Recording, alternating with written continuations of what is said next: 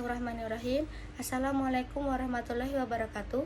Perkenalkan, kami dari kelompok 1 kelas AK22C1 akan mempresentasikan hasil diskusi kami, yaitu konsep akuntansi sektor publik. Di sini saya sebagai moderator yaitu Fira Hanafi Alfayana, dan ada kedua rekan saya yaitu Alia Safitri dan Kia Kurnia. Materi pembahasan yang akan disampaikan yaitu yang pertama, asal-usul lahirnya akuntansi sektor publik. Yang kedua, pengertian akuntansi sektor publik. Yang ketiga, jenis-jenis akuntansi sektor publik. Yang keempat, tujuan akuntansi sektor publik. Yang kelima, sifat dan karakteristik akuntansi sektor publik. Dan yang keenam, komponen yang berpengaruh pada akuntansi sektor publik.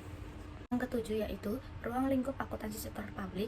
Yang kedelapan, konsep value for money. Yang kesembilan, perbedaan akuntansi sektor publik dan swasta. Dan yang kesepuluh yaitu kesimpulan. Usul lahirnya akuntansi sektor publik merupakan aktivitas akuntansi yang dilakukan terhadap kejadian dan transaksi keuangan organisasi sektor publik. Karena organisasi sektor publik yang paling utama adalah pemerintahan, maka akuntansi sektor publik juga dapat dinyatakan sebagai aktivitas akuntansi yang diterapkan pada pemerintahan, baik pemerintahan pusat maupun pemerintahan daerah. Sejak awal tahun 1990-an, paradigma pemerintahan di berbagai negara bergeser dari kelola pemerintahan formal menuju ke tata pemerintahan yang baik, dalam rangka menerapkan administrasi pemerintahan menjadi lebih berhasil, guna berdaya guna dan berkeadilan bagi setiap warga masyarakat. Aparat pemerintahan berubah menjadi tanggap akan tuntutan lingkungannya, sehingga konsep akuntansi sektor publik 3 pelayanan yang diberikan menjadi lebih baik dengan prosedur yang transparan dan berakuntabilitas. Praktek akuntansi sektor publik dapat dikatakan berkembang lebih lambat di abad ke-19 dan 20. Interferensi yang salah mulai muncul dengan menyamankan akuntansi sektor publik sebagai proses pencatatan penarikan pajak yang dipungut pihak pemerintah. Di Inggris, penekanan ini dinyatakan dalam penunjukan pejabat publik sebagai penanggung jawaban pengumpulan pajak sekaligus pembelanjaan dan kerajaan.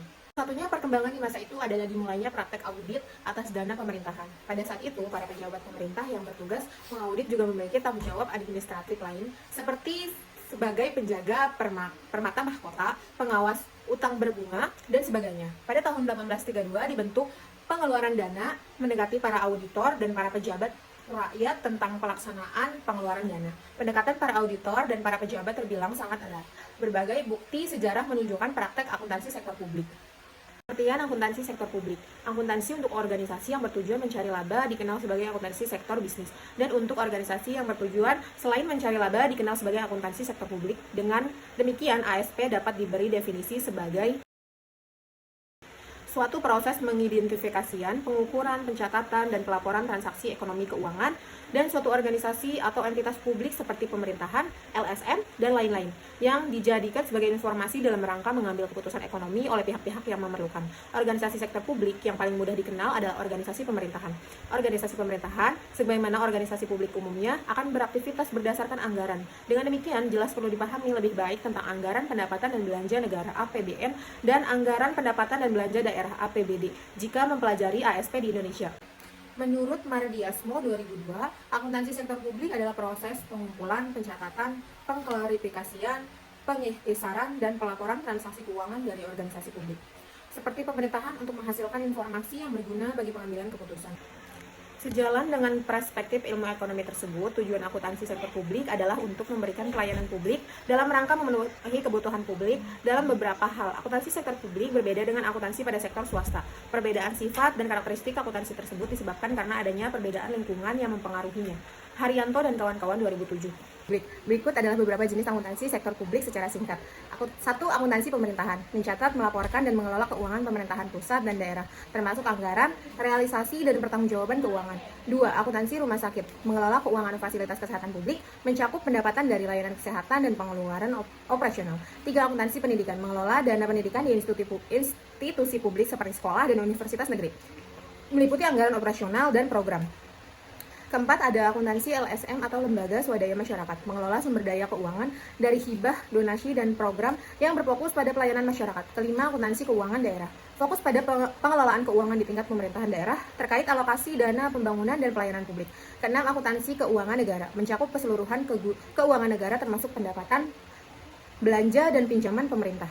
Yang keempat, tujuan akuntansi sektor publik. Berikut ini beberapa tujuan dari adanya akuntansi sektor publik yang dijelaskan oleh American Accounting Association tahun 1970.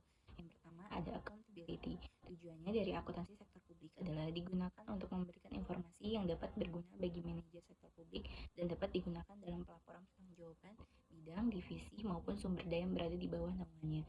Selain itu, maksud dari tujuannya ini adalah digunakan untuk melaporkan kegiatan-kegiatan pada publik atas operasi pemerintahan serta penggunaan anggaran publik. Yang kedua, manajemen kontrol. Tujuan dari adanya akuntansi sektor publik adalah dapat memberikan informasi yang memang dibutuhkan dalam pengelolaan suatu lembaga atau organisasi secara tepat, cepat, efisien, dan ekonomis atas operasi serta penggunaan dari sumber daya yang dianggarkan dalam organisasi atau lembaga.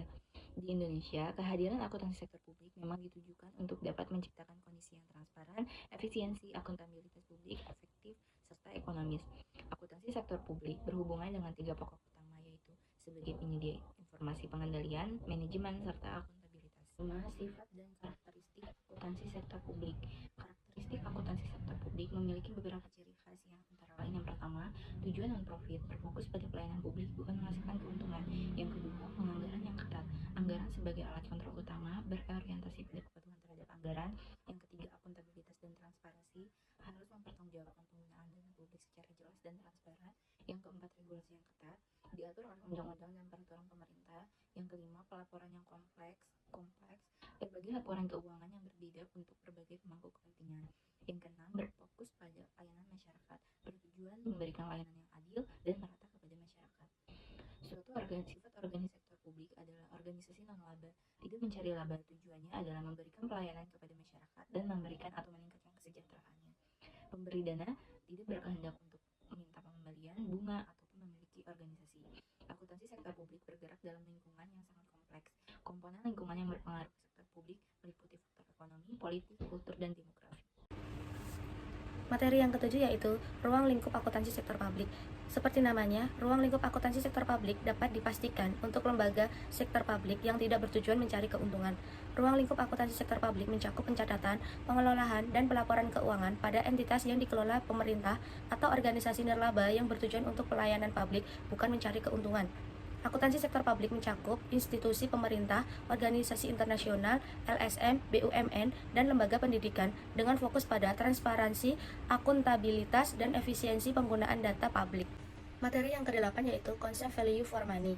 Salah satu tuntunan terhadap organisasi sektor publik adalah adanya perhatian terhadap penerapan konsep value for money dalam aktivitas organisasi sektor publik.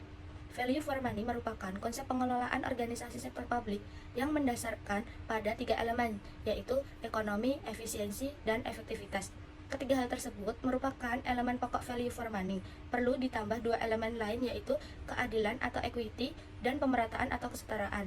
Keadilan mengacu pada adanya kesempatan sosial atau social opportunity yang sama untuk mendapatkan pelayanan publik yang berkualitas dan kesejahteraan ekonomi. Selain keadilan, perlu dilakukan distribusi secara merata atau equality, artinya penggunaan uang publik hendaknya tidak hanya terkonsentrasi pada kelompok tertentu saja, melainkan dilakukan secara merata.